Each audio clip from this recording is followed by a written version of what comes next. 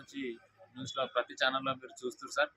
మరి న్యూస్ వాళ్ళకి ఒకటే విజ్ఞప్తి ఏంటంటే మరి ఆయనకు ఖచ్చితంగా పెద్ద శిక్షణ పడాలి అనుకుంటున్నాం మేము. మా కుటుంబం తరపు నుంచి, మా ఫ్రెండ్స్ తరపు నుంచి మేము అందరం కలిసి కూడా ఆయనకు శిక్ష మంచిగానే పడాలి. మరి ఏం జరిగిందన్నది కూడా ఆమె అనవసరంగా లవ్ చేసి మోసపోయింది కావున అందరం కలిసి ఆయనకు శిక్ష పడేలాగా చూద్దామని చెప్పేసి అనుకుంటున్నాం. వేసుకునేంత కెపాసిటీ అయితే ఆమె దగ్గర లేదు, వేసుకోదు. ఆమె ధైర్యవంతురాలు. వాళ్ళు ఖచ్చితంగా అర్చన చేసారు కాబట్టి వాళ్ళు కస్టడీలోకి వెళ్ళిపోయారు మనకు దొరకకుండా. మన స్పాట్లో డెడ్ బాడీ నుంచి కూడా తీసుకొచ్చి ఇక్కడ మనకు గవర్నమెంట్ హాస్పిటల్లో వేసేసారు.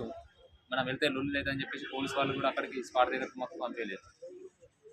ఆయనకు ఖచ్చితంగా శిక్ష పడాలి. ఆయన ఈ అమ్మాయికి చేసినట్టు ఇంకొక అమ్మాయి కూడా చేస్తాడు, రేపు ఇంకొక అమ్మాయిని కూడా పెళ్లి చేసుకొని ఇంకొక అమ్మాయి కూడా చేస్తాడు. కావున అట్లాంటి వాడికి శిక్ష పడితేనే ఏమైనా బుద్ధి వస్తుంది.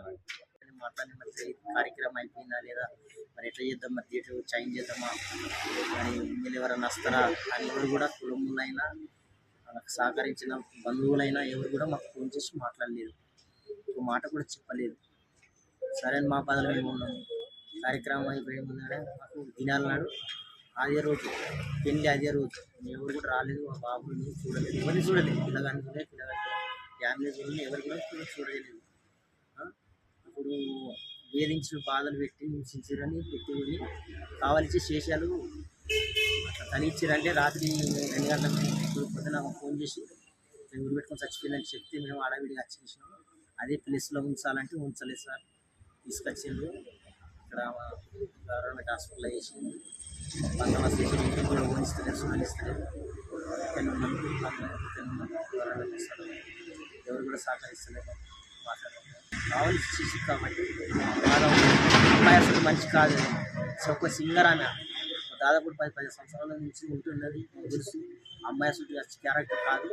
కాకపోతే ఒకవేళ పరిచయం అయింది, హైదరాబాద్లో పరిచయం అయింది. సరే పరిచయం అయింది కూడా వాళ్ళకి ప్రసన్న అయినట్టు మేము చేస్తాను కూడా ఒప్పుకున్నాం. కానీ ఇక్కడ మాకు టైం ఇవ్వలేదు, మాకు మాట్లాడలేదు, అవకాశం కూడా ఇవ్వలేదు. అది జరిగిన విషయం. ఊరేసుకోలేదు అన్నారు. ఊరేసుకున్నది లేనే లేదు. రిపోర్ట్లో చూడండి నేను ఇప్పుడు కూడా చూస్తాను. మార్చిలో ఉంది కదా, వాడి చూడండి. ఊరేస్తే ఇక్కడ గావులు పడతాయి మెడకు.